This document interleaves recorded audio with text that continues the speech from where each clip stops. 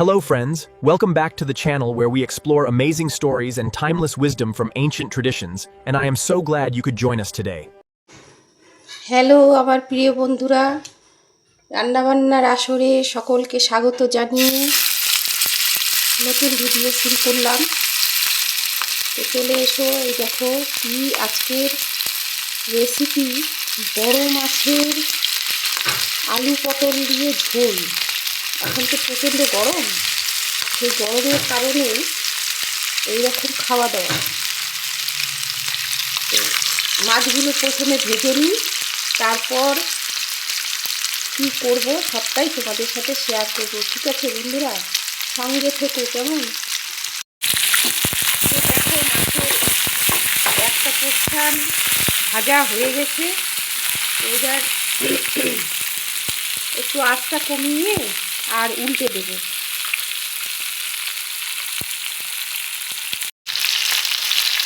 তো বন্ধুরা দেখো একটা পোর্শন ভাজা হয়ে গেছে, এবার উল্টে দিচ্ছি।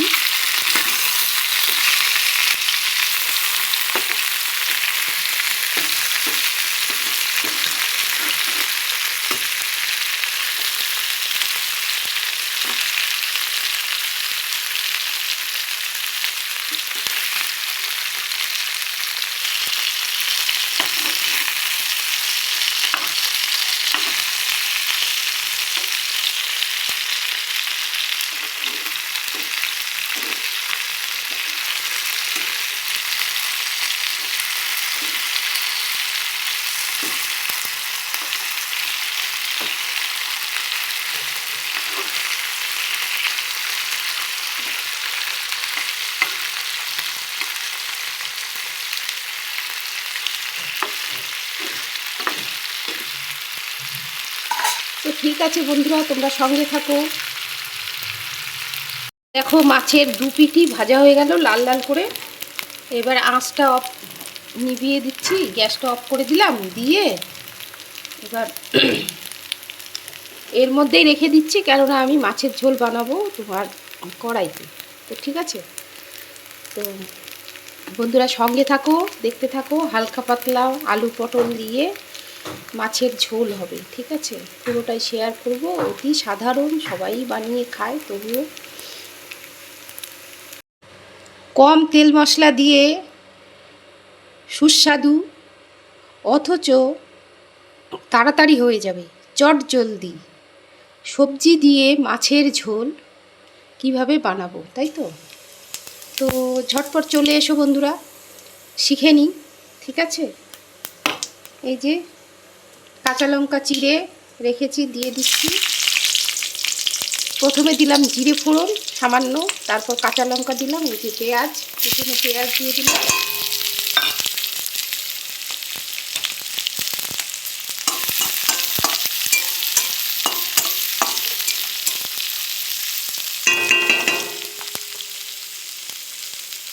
তো সঙ্গে থাকো, দেখতে থাকো।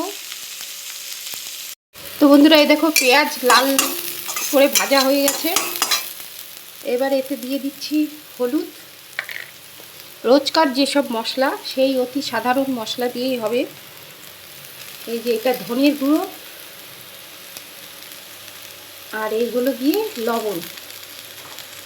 তো সব মশলা দেয়া হয়ে গেল, এই সামান্য মশলা দিয়েই অতি সুস্বাদু হবে এই মাছের ঝোল। এবার দিয়ে দেবো এই যে পটল আর আলু।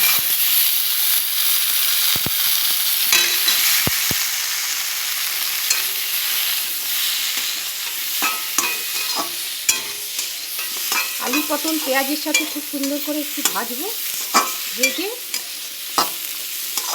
তারপর আবার ফিরে আসছি। যতক্ষণ পর্যন্ত তোমরা সঙ্গে থাকো, ঠিক আছে, দেখতে থাকো। আমি একটুখানি লাল করে ভেজে নিই, ঠিক আছে। আলু পটল পেঁয়াজ মোটামুটি ভাজা হয়ে গেছে, এবার একটু সামান্য পরিমাণে জল দেব। আঁচটা বাড়িয়ে দিলাম।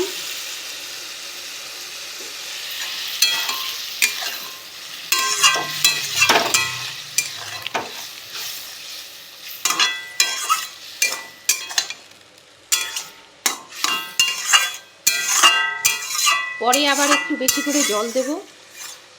এখন এই জলটাতে আগে একটু ঢাকা দিয়ে একটু ফোটাবো, পটলগুলো একটু মজে আসবে।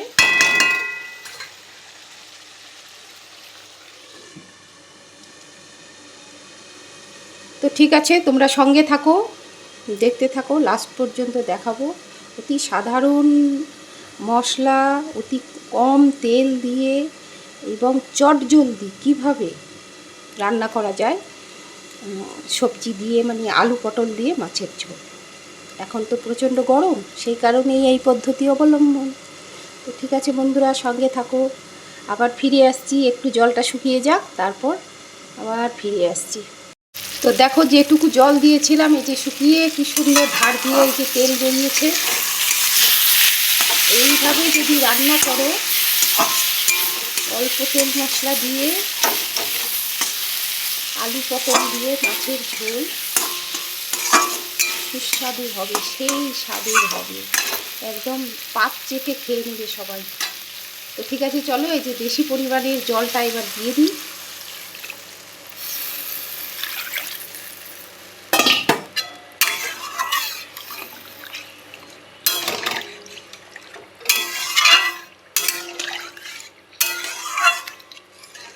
এবার আরেকবার ঢাকা দিয়ে দেবো, তারপর ফুটে উঠলেই মাছগুলো দিয়ে দেবো, ব্যাস হয়ে যাবে আলু পটলের সুস্বাদু টেস্টি টেস্টি ঝোল, গরমে খাওয়ার জন্য উপযোগী।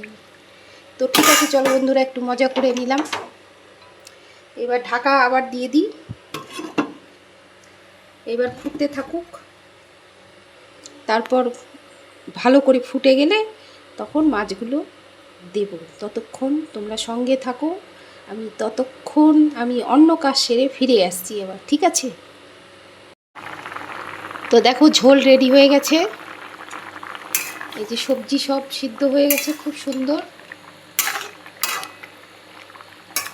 এইবার মাছ দিয়ে দেব, এই যে লেজার পিস,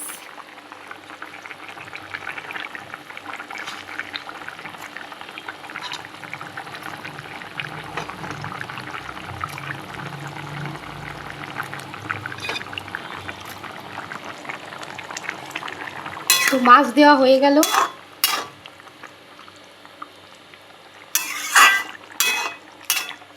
কালার খুব সুন্দর এসছে, গন্ধও খুব সুন্দর বেরোচ্ছে।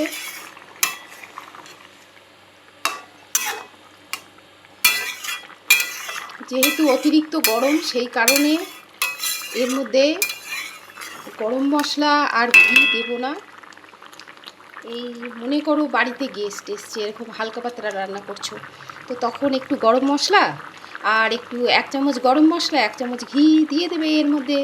এই দুটো জিনিস অ্যাড করে নিলেই ব্যাস একদম উপাদেয় মাছের ঝোল সকলের জন্য তৈরি হয়ে যাবে। তো ঠিক আছে বন্ধুরা, আজকের মতো তাহলে ভিডিও এখানেই শেষ করছি। তোমরা এইভাবে হালকা পাতলা কম অল্প তেল মশলা দিয়ে রান্না করে খেও। তো সবাই ভালো থেকো, সুস্থ থেকো, সাবধানে থেকো। সবাইকে বিদায় জানিয়ে টাটা সকলের উদ্দেশ্যে আজকের ভিডিও শেষ করছি, কেমন?